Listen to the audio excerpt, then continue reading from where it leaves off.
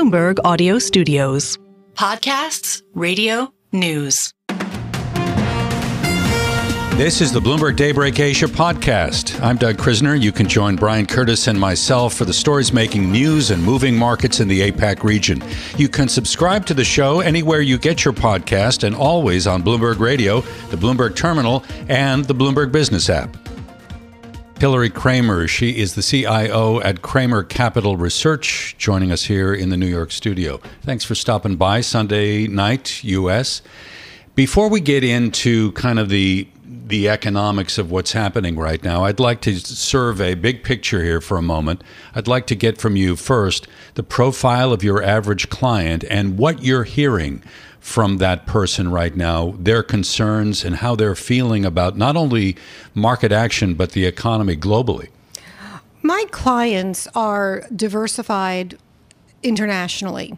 70% are from non-USA based, but all of them have a very similar profile, interestingly, which is many are entrepreneurs, first-generation professionals who have made money and with ancillary businesses, whether rolling up medical surgical centers or lawyers that have become, sort of also doing roll-ups or expertise in certain areas. A lot of manufacturing, a lot of export, especially in Asia. But the U.S. profile is very, very similar. Again, it's the professional who has made money. Very often in the U.S., it's real estate based. They've bought their building, bought another building. So it's really important for me to be keyed into what they're thinking about. They come to me for equities. Okay, it's about stocks, not about wealth management or portfolio planning or long-term sort of wealth and generational interest. They want to know about stocks, what stocks to buy. That's my expertise. So what I'm hearing from them is concern about the stock market itself, especially my U.S.-based clients. There's so much concern about what's going to happen with tax policy based on who wins the election, concerns that inheritance taxes are going to be 100% of wealth.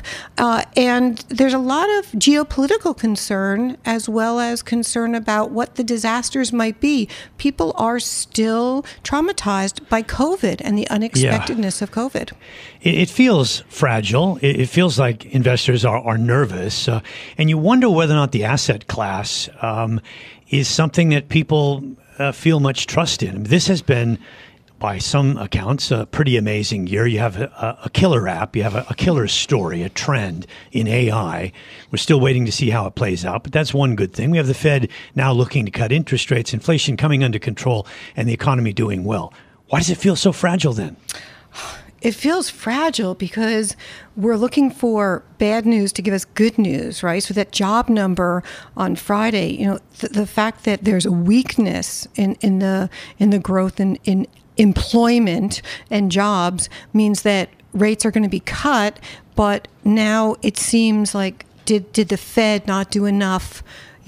Did they not act fast enough, right? It's been, 4 years since we've had any kind of cuts, and since 22, all we've had are these, this raising of interest rates. So I think there's this incredible concern that people are drowning in debt. And I would just wish everyone would look at participation, labor rate participation more, to realize that we have this whole baby boomer generation here in the U.S. born between 1946 and 1964. And the latter part of that, those that weren't on the bandwagon fast enough, or the ladder was pulled up, when it was their turn to climb, they don't have savings. They don't have a lot of money. And a lot of people are really leveraged up. And we're also in an equity market that's about, memes and gossip, and the problem is all the rules have changed. So when you make a recommendation on the equity side, is it a defensive position inherent? I bifurcate it so much. I have my growth stocks and I try to get into them very, very early.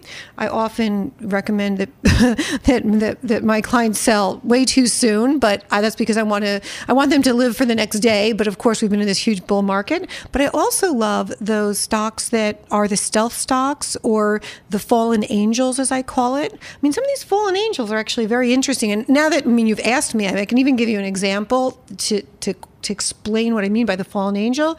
You have a company like Newell Brands, NWL.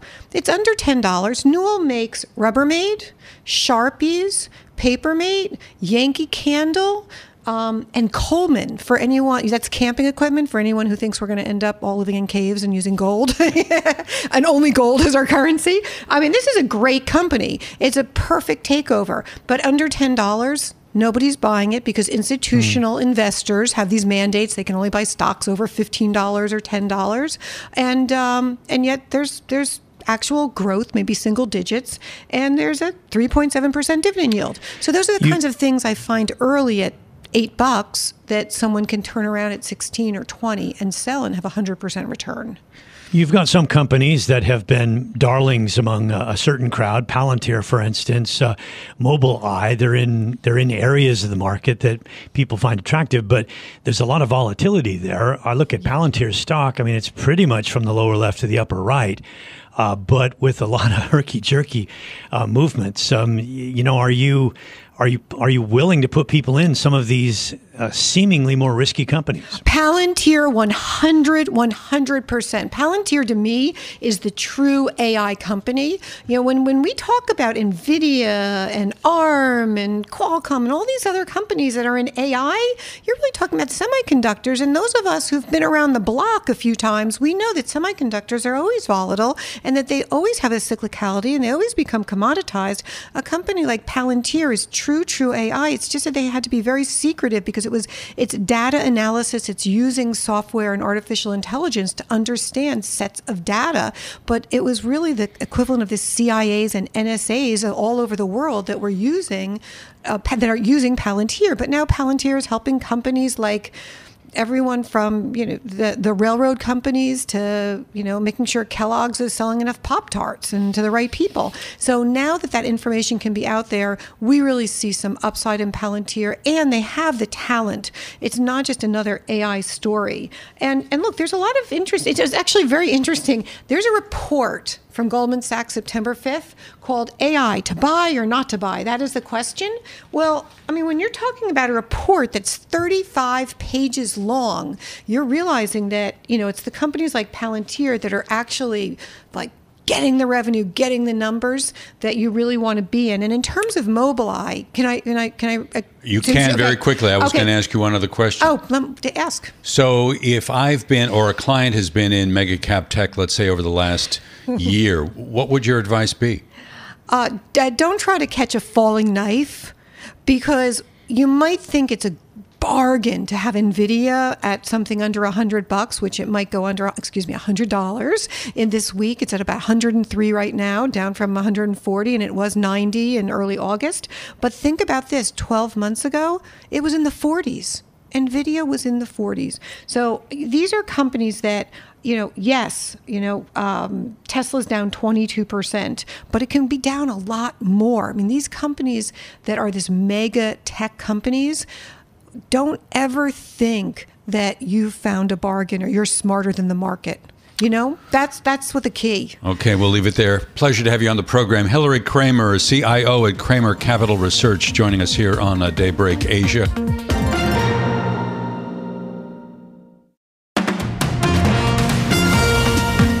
Luke Stone, portfolio manager at Winthrop Capital Management. Luke, so we heard Yellen saying there are no red lights flashing in the economy, but the market interpretation of the jobs report seems a little bit of a different mindset. For you, is this a time to be cautious or to be opportunistic?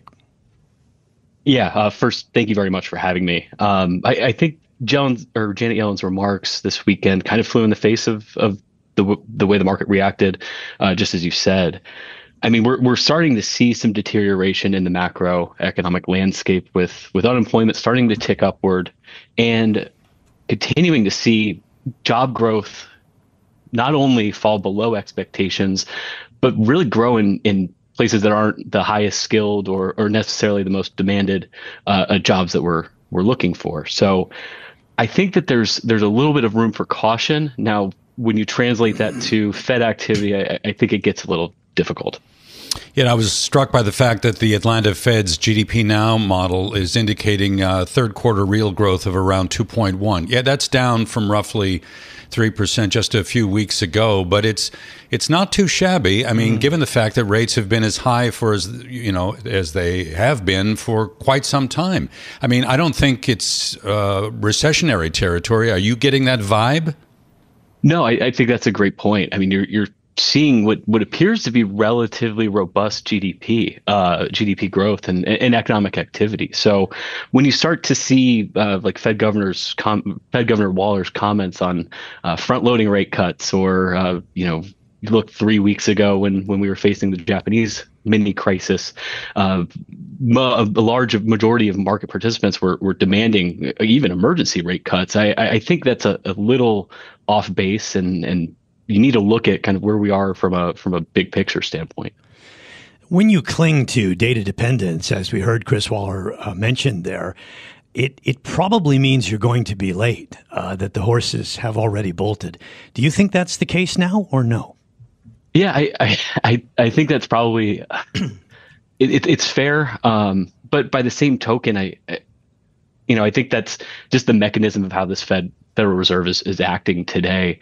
I think they're largely concerned with the reputational risk that flew when we started to see inflation tick upward, and I think that's why we're starting to see demands for cuts, so that we aren't really seeing so we won't see a huge economic slowdown coming up. So, given everything that you're describing, Luke, how do you approach putting money to work in the equity market right now? Yeah, in the equity space. Look, this is kind of a boring time, at least in my opinion. I think we look toward value. I think that we've seen some large contractions, and year to date, the S&P is still up, roughly 15% year to date. I mean, that's still pretty strong. I think there's room there to kind of take some wind out and take some profits. So that's in the equity space. I think we're starting to see more allocations into the fixed income world with rates starting to fall as they have. If we're expecting rates to continue to fall, we kind of like defensive names and duration. The S&P 500 down, more than 4% last week, and I just happen to have the WEI function up, and it's up 13% now year to date. So I'm wondering if we get any further downside, does that suggest that this year, in aggregate, when it's all said and done, will be disappointing, even with AI? Well, look, I mean, it's hard to be excited when I think last week, like you said, the S&P was closer to up 20%. And there's these, robust technologies that are starting to grow, with AI. I don't think the year is completely lost. I mean, look, we're coming off of a year where we saw huge detraction in the S&P. So, anything's good when you're facing, we don't want to be greedy. Right. I guess that's what I'm trying to say there. How are you looking at markets offshore right now, particularly in Asia?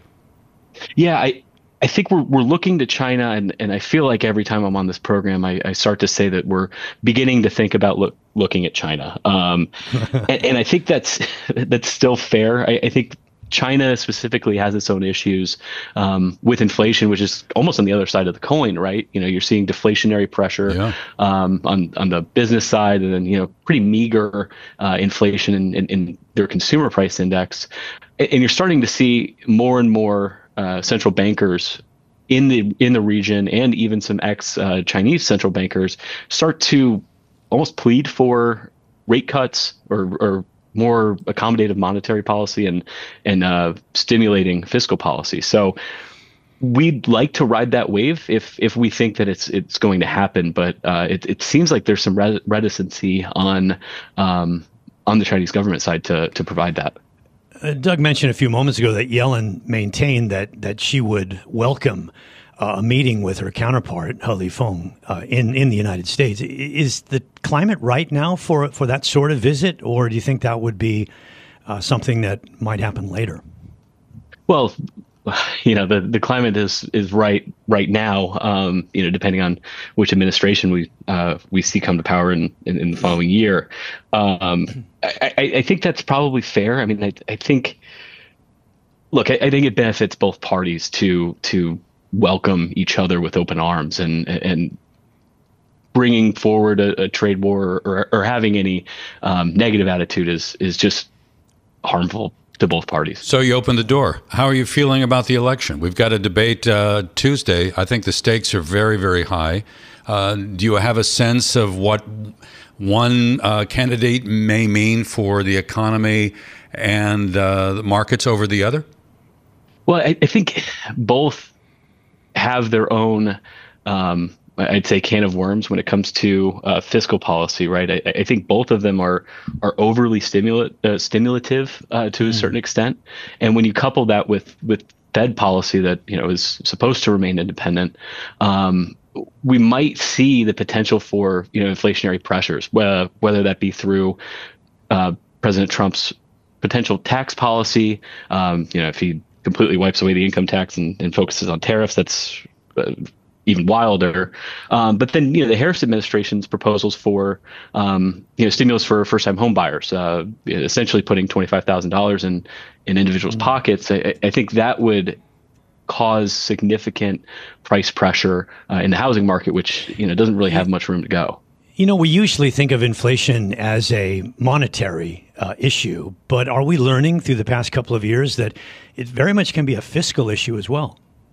Yeah, absolutely. I think when you have a almost 6% deficit that you're running to GDP, I think that starts to flesh out some true stimulative base on the fiscal side. So, whatever's going on the monetary side, I think you have to reconcile that the government spending money is stimulative and has its implications for inflation. All right, Luke, out of time, unfortunately, but thank you for joining us here on a Monday morning in Asia. Luke Stone, portfolio manager at Winthrop Capital Management.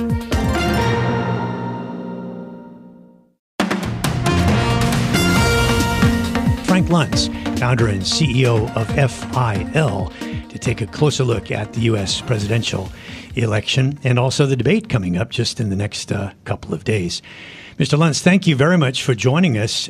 We've had some recent polls showing that it's a neck-and-neck race. I'm curious if President Trump or former President Trump is losing more Republicans, though, to Kamala Harris. He's losing some Republicans. He's been losing some Republicans since the very beginning of the race. But she herself is, in our polling, a percent or two ahead. So the battle right now is really with the independents, the swing voters, the undecided.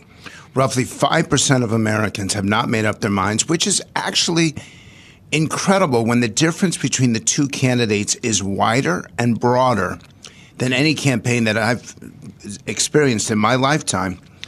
And the two of them have completely different personalities. They have different records. And it's surprising that people have still not made up their minds at this late point. Does it surprise you that this race is as close as it is? Yes, it does. I believe that Trump would have beaten Biden if Joe Biden was the Democratic nominee. I think that Kamala Harris has an advantage over Trump right now. And in fact, if the election were held today, I think she would win, but only by a percent or two. And remember, the actual popular vote doesn't matter. And so any discussion of polling, nationwide polling, is really irrelevant. There are 7 states in play. Those 7 states is what matters. And it's fascinating to me that the most important issue isn't the economy. It isn't actually even inflation. It's affordability. And that is a Trump strength, a Harris weakness. But then you go to the personalities. You compare Harris and Trump. And Harris is more popular as an individual than Trump is, which is why this is such a close race. It is extraordinary that the two candidates have such different positions. You would think that the former President Trump would mainly appeal to the core MAGA crowd. And so if you look at those 7 states that you say are very much in play and will determine the outcome of this election, is MAGA particularly strong in those areas or no? It's a different kind of vote. For example, in Nevada and Arizona, the key is the Latino vote. And in that, Trump is doing better than the average Republican does. It's a reason why he's tied, even though he lost those states in 2020. Then you have to go to the Southern vote, where Trump had a significant advantage over Biden, but Harris has caught up or even moved ahead in some polls in Georgia and North Carolina. There, the young African-American vote, the young male African-American vote is going to be critical. Then you go up north to Pennsylvania, Michigan, and Wisconsin, and in those states, the union vote matters. Now, make no mistake, Harris is winning the vast majority of government unions and teachers' union votes. But he's doing surprisingly well among the people, the trades, the people who work with their hands. And it's one of the reasons why those three states, even though Joe Biden won them, those three states are too close to call. Frank, imagine a world where you're involved in debate prep on both sides. What are the punches that Trump has to land? What are the punches that Harris has to land? Okay, I was expecting you to ask that question, so I've actually prepared an answer for it. Come on, turn the paper over and just speak off the cuff. No, because I actually want to get this right, and I suggest listeners write it down, and you can do your own checklist of whether they succeed. She is doing very well, extremely well among young women. They back her overwhelmingly. They were disengaged in the election. I think she should appeal to them directly. Look straight into the camera and speak to them about their future and how her future is tied to their future. Second, she needs a detailed plan of action because her criticism that Trump's been all over her on is that she is changing, she's flip-flopping, and she doesn't have any actual policies. Third, her greatest weakness is inflation. And yes, it is down, as Bloomberg's been reporting for months now. But the public sees prices as being significantly higher than 2020. She has to have a specific answer to affordability. Fourth, she needs to ask a very simple question, which candidates don't do. I'm going to do 5 for each one. Do you really want this chaos every single day? Because the public does not. And fifth, and it will only happen once, when she gets interrupted, as Trump will inevitably do, she needs to say something like, it's time that we had a president who respected mothers, daughters, sisters, and all women, even cat ladies. That response will get tremendous attention. Okay. You probably want to do the Trump side, but do it quickly, maybe 3 important areas. Okay. He doesn't need to be nice, but he can't be mean.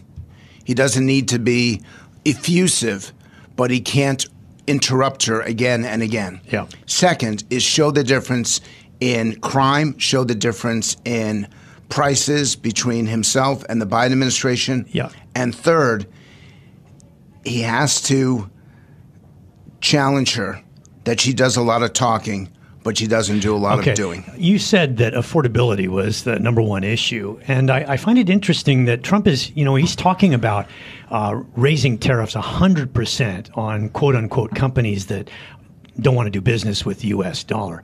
Do people understand that that will drive prices up? They absolutely do not understand that. They do not understand the impact of trade, which is why there are a lot of Americans who back what Trump is saying, not realizing that the impact of what he's saying will actually cost them dearly. And it's something that Harris is going to have to explain because she doesn't get the benefit of it since the public doesn't know about it. I was looking at a New York Times Siena poll, and one of the things that struck me that Kamala Harris still faces a sizable share of voters who are saying that they need to know more about her. Can you give me a sense of why the biography, why the messaging has yet to penetrate? Yes, it's because she hasn't talked about the issues. She's only done a single interview. I don't think foreign viewers realize that she's been the presumptive nominee now for 45 days, and they know nothing. We, Americans, know nothing about her because she hasn't engaged the public. And on the other side, on the flip side, Donald Trump engages too much. He's too available. He's got opinions or comments on everything. So she hasn't told her details. She hasn't given her plan, and he doesn't know how to keep quiet. Well, she did a little at the DNC in her speech. I'm curious whether you think, do Americans want to hear from her great immigrant story, or do they want to hear more that she is a red-blooded American? I don't think either. I actually don't think either is important. I think they need to know from her exactly what she's going to do on the two issues. Actually, let's say it. The four issues that matter. Two of them benefit Trump, two of them benefit Harris. Affordability and immigration, because we have a real problem with that in our country, at least a perceived problem. And then abortion, which is very good with her and younger women, and healthcare, which affects everyone. They want to know exactly what she's going to do, how much control of healthcare is the government versus private, what she's going to do to secure the border, what she's going to do with affordability. She's talked a little bit about it, but not enough. And with abortion, that's her strong point. And Trump himself has been trying to moderate his position from 2020. But yes, the public does want to hear more from her on the details. Frank, very quickly, 30 seconds. When you hear the fact that Liz Cheney has endorsed Kamala Harris, her father has as well, does that move the needle in one way or another? It would have been interesting if the two of them had endorsed Harris at the same time rather than Liz Cheney going first. Does it really matter? Actually, I don't think so. And I think the Bobby Kennedy endorsement of Trump is only worth 0.5%. But with so many states so close, everything matters. Well, a fascinating session. And by the way, should they either one of them talk about China? I'll give you 10 seconds. You have to do it because it's an issue that matters, and there's some really contentious points of view, and they don't agree on China. Yeah, well, if they don't understand affordability and higher tariffs, I don't know if they understand a lot of policy-oriented responses on China. But Frank, thank you very much for joining us here. Frank Luntz, founder and CEO of FIL.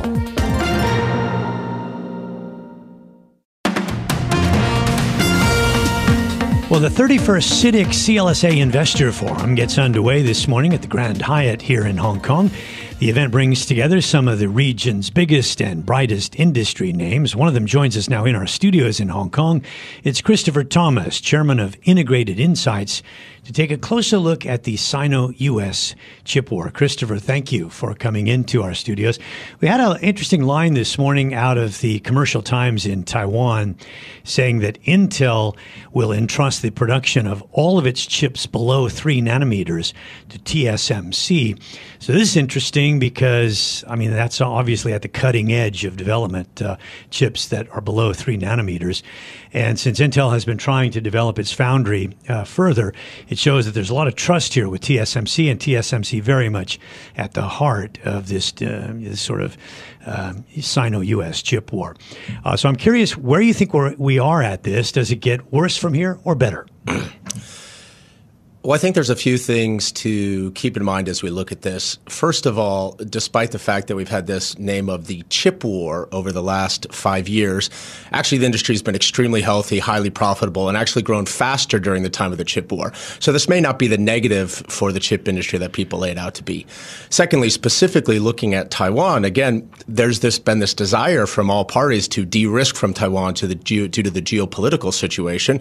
But actually, Taiwan's percentage share of the global semiconductor industry has risen during that time. People are the world is more leveraged all around to Taiwan than previously. Where do things go forward? I think I would hearken back to a survey that I did with the Global Semiconductor Alliance of about 150 semiconductor executives that we just published a couple weeks back, and 85% of executives in the semiconductor industry, and this is a smattering of executives from China to Taiwan Island to Japan, the USA, Europe, etc. They expect that both the U.S. and China will continue to erect barriers and further separate their semiconductor industries from each other. So they expect the dispute to, as we say, get worse. And that same percentage basically expects that there'll be two separate and distinct semiconductor supply chains that are built out between the two countries. But at the same time, they expect it to take more than 5 to 10 years for those supply chains to get built. This is a long-run industry where changes like these don't happen overnight.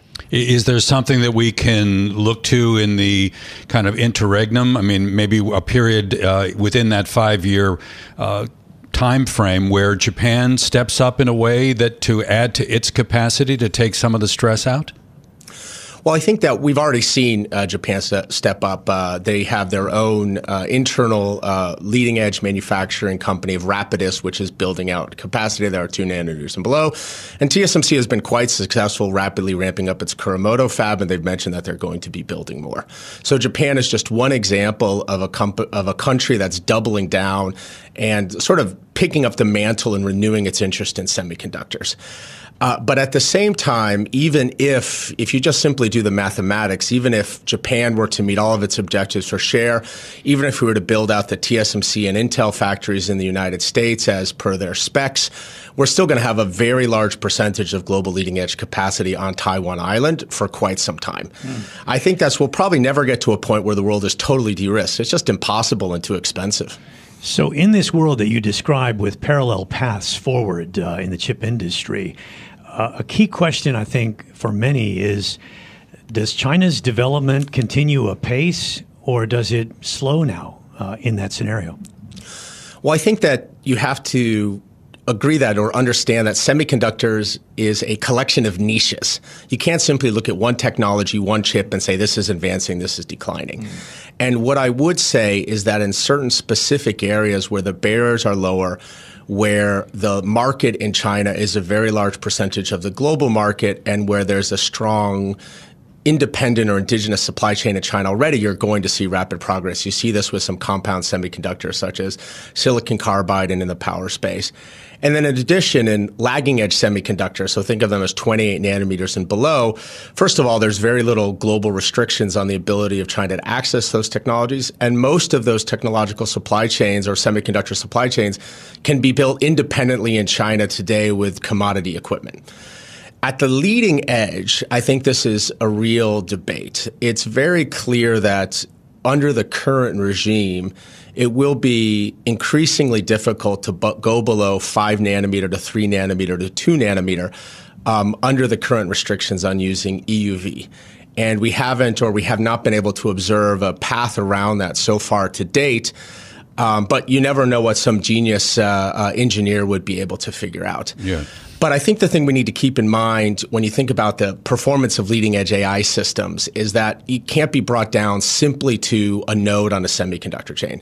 It's really about the capabilities of the entire system, which is the advanced packaging, the logic to memory integration, the type of models that are being used, how the data center is set up. So there's a lot of things that Chinese companies could do outside of having the most advanced semiconductor manufacturing processes in order to get close on the performance barrier of an overall AI system. To say nothing of high bandwidth memory, and that's South Korea for the most part, SK Hynix, Samsung. Very quickly, can you imagine a world where one of those companies were to kind of expand beyond just memory? Well, I mean, I think that today, Samsung has a successful logic business. And is actually making chips for their own phones and has been taking a look at AI chips, et cetera. So it's already happened. I think that, and you see in the foundry space for Samsung, they have a relatively solid foundry process, and they've shown some good things on the most leading edge logic processes. So I think you're going to see that. I'm not quite sure how you would make a new entry into the space if you were just starting up today. It's extremely expensive, it's crowded, and it's very difficult to get in. All right, Christopher, thank you for joining us here and coming into our studios. Christopher Thomas, chairman of Integrated Insights. This has been the Bloomberg Daybreak Asia podcast, bringing you the stories making news and moving markets in the Asia Pacific. Visit the Bloomberg Podcast channel on YouTube to get more episodes of this and other shows from Bloomberg. Subscribe to the podcast on Apple, Spotify, or anywhere else you listen, and always on Bloomberg Radio, the Bloomberg Terminal, and the Bloomberg Business app.